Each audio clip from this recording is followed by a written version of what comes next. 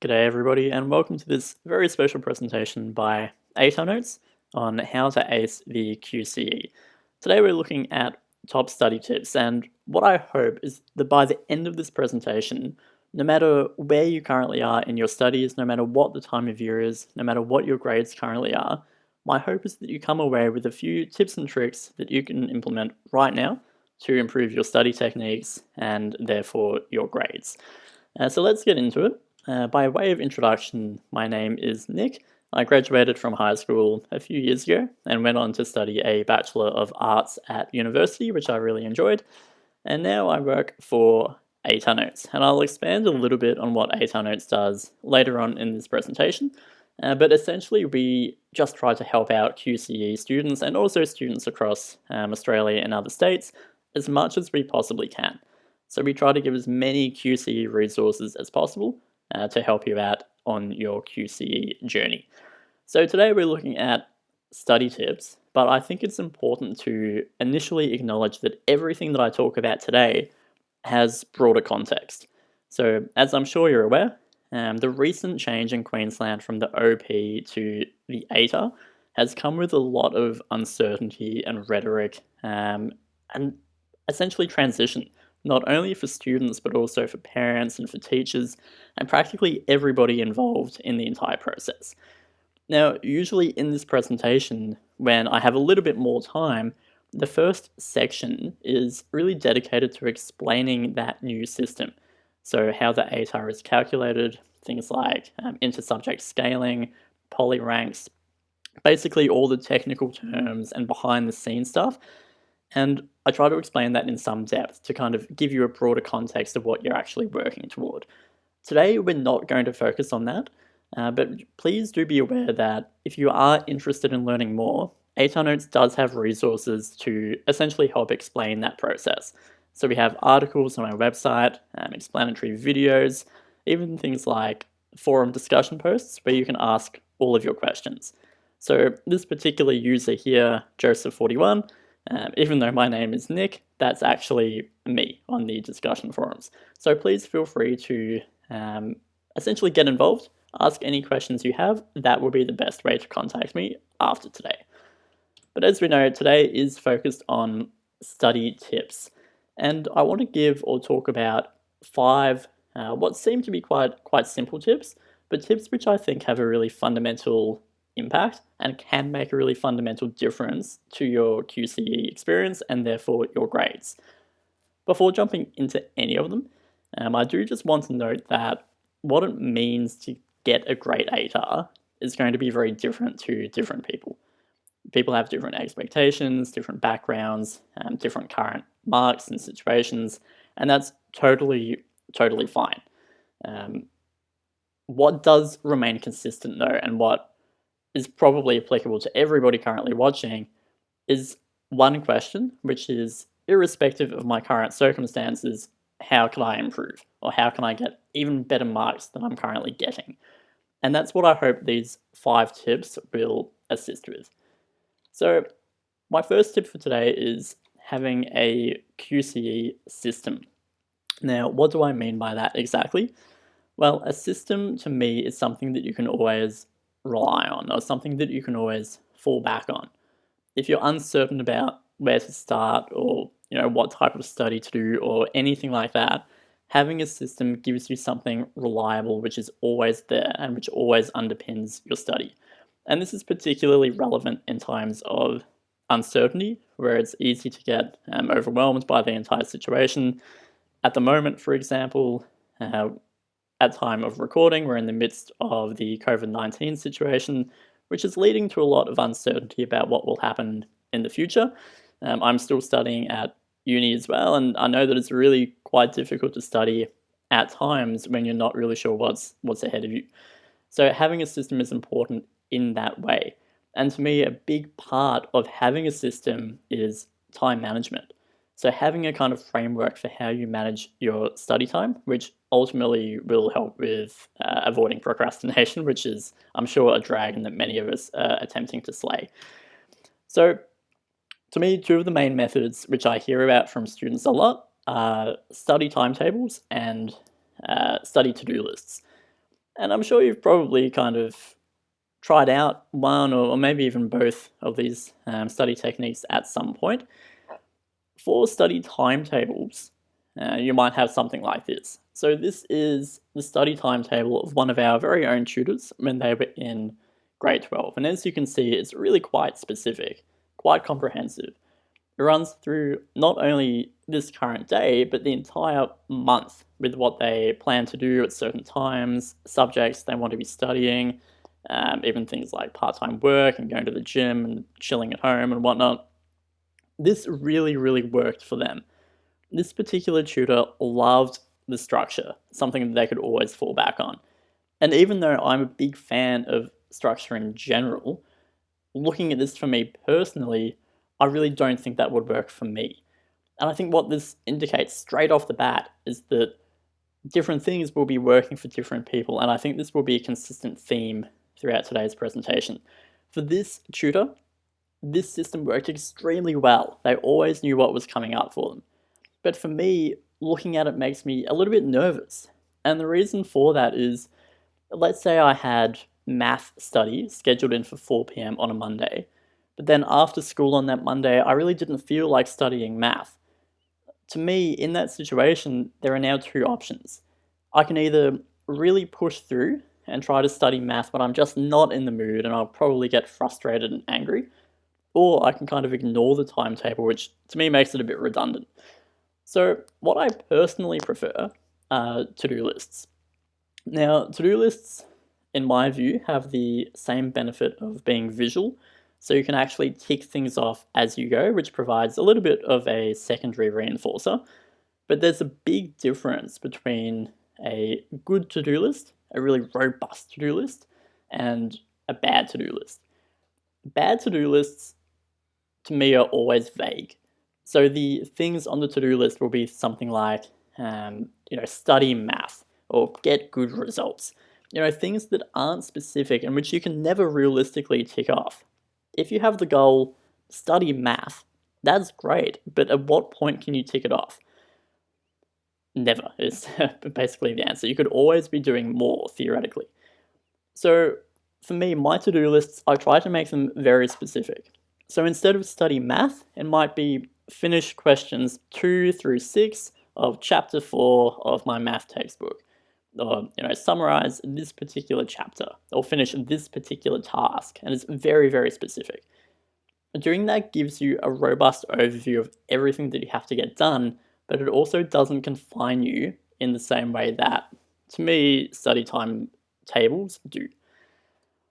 Now, with the to-do list, if you don't get through something on a particular day, that's totally fine, right? You don't have to finish your to-do list every single day, but it's important that you then carry that task over to the next day. So on screen, for example, you can see that I haven't completed 2 of the tasks from the Monday, so I've put them right at the top of Tuesday and I've highlighted them. The next day, if I again didn't complete those same tasks, I'd make them bold or make the font really, really big or something like that. And eventually they get so disgusting on the screen or on the page that it becomes a secondary kind of motivator to just get them off the to-do list. So to-do lists work really, really well for me. I use them a lot through high school, through uni, and still do with work. And that is my number one tip, having a system for time management.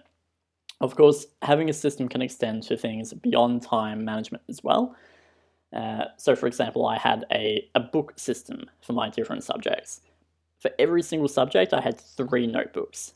The first one was for really rough notes, maybe through class when I'm taking notes from the teacher. The second notebook was for neater summaries. So at the end of each topic, I'd go back through and summarize everything I'd learned or what I knew about that topic. And then the third notebook was specifically and explicitly for practice questions. So having the 3 different notebooks made it really clear in my mind what I was actually doing at the time. So I had a very clear goal. Either I was taking rough notes, I was doing the clear summaries, or I was doing practice questions. Again, that's not to say that you should do the exact same system, but the point I'm trying to convey is having some kind of structure that works for you is really, really important. It's something that you can always fall back on. Tip number 2 is finding balance. Now, this image here, you might be a little bit confused, I don't blame you. This here is a depiction of me getting academically buff. It's obviously very legitimate, not at all photoshopped. What do I mean by getting academically buff? Well, think about this. If you want to get really big physically, or really muscly, or really strong, what's the best way of building that muscle physically? Is it going to the gym 24/7 for 5 weeks straight, skipping sleep, skipping meals just to work out full on? No, that's obviously not the best method. The reasons for that: one, building muscle requires recovery, so you can't just go flat at it for 5 weeks straight and expect really great results. And two, if you do that, if you go too hard, too soon, or for too long, you're very likely to injure or harm yourself in some way. So, for example, if you're trying to lift weights with no preparation and you just go flat out, you're quite likely to pull a hamstring or hurt a different muscle in your body. You might burn out. Then, if that happens, you need a time of recovery where you can't actually go back to the gym and work out anyway because you're injured. So, it becomes counterproductive going too hard too soon. To bring it back to study, I see study and getting good grades as a really similar thing to building muscle physically.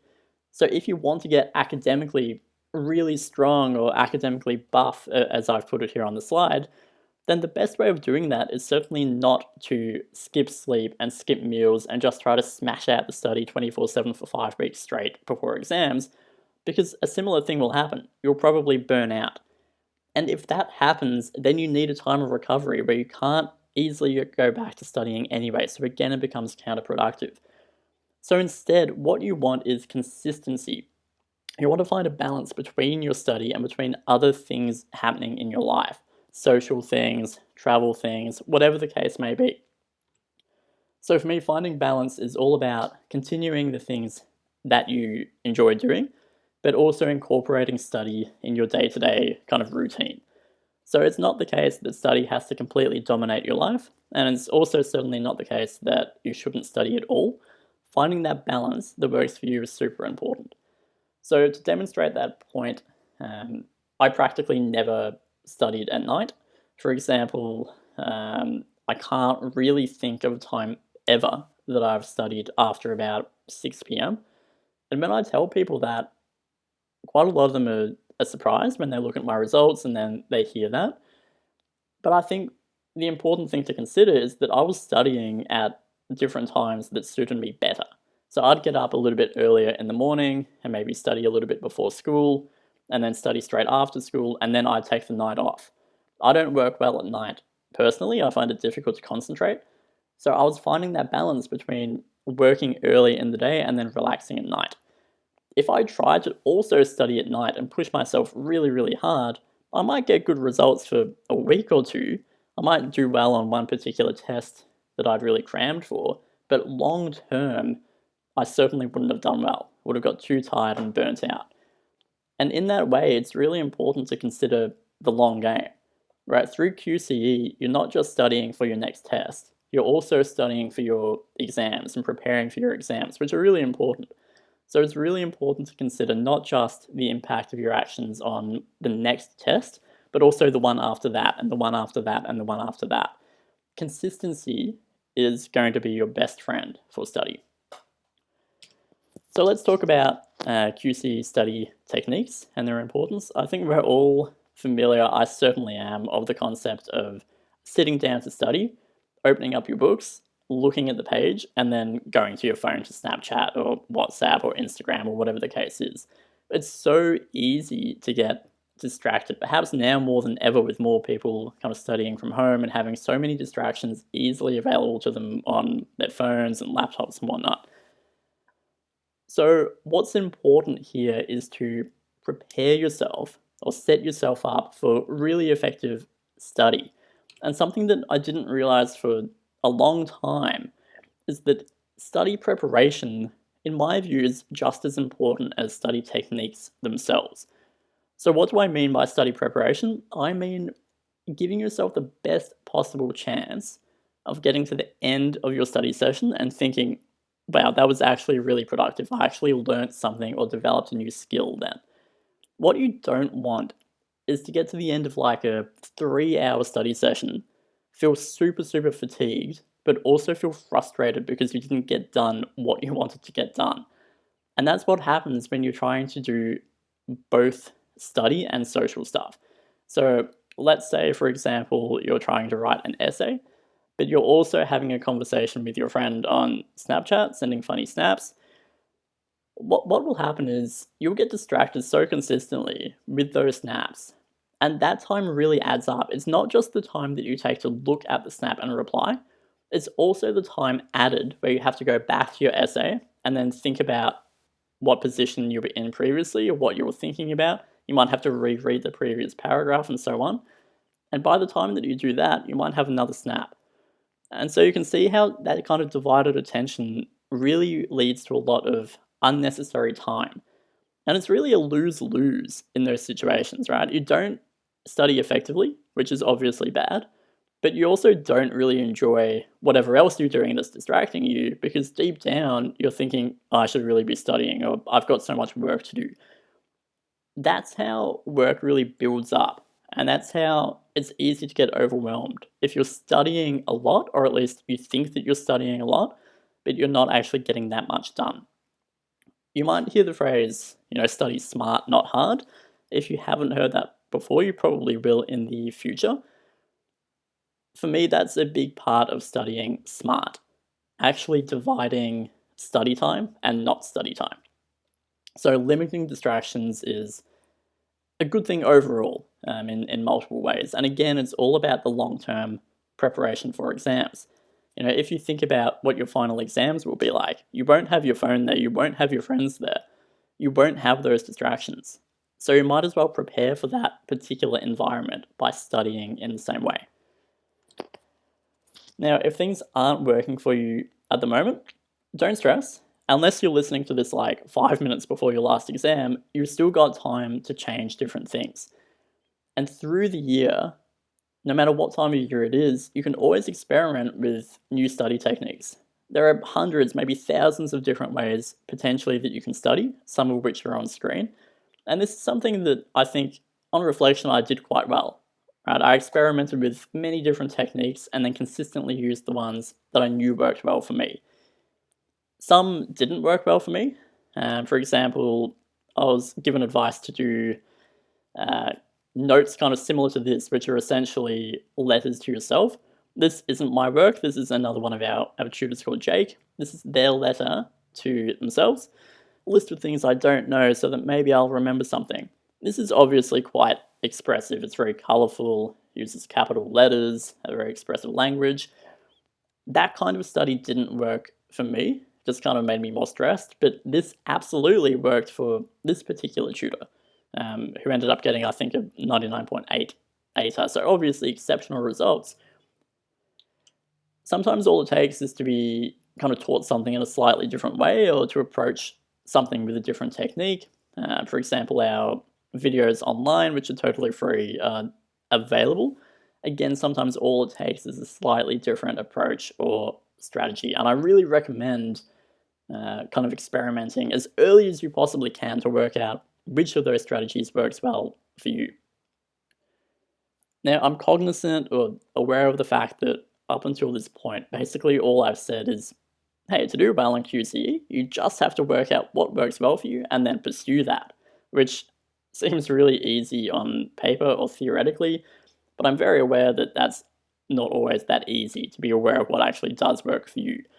And I want to be as pragmatic as possible, so extremely quickly, and I won't elaborate on these too much, but here are 3 things that did actually work for me based on my own experience. So for content-heavy subjects, we're talking biology, some other science subjects, humanities, I loved summaries. Like, I really, really loved them, and I used them a lot.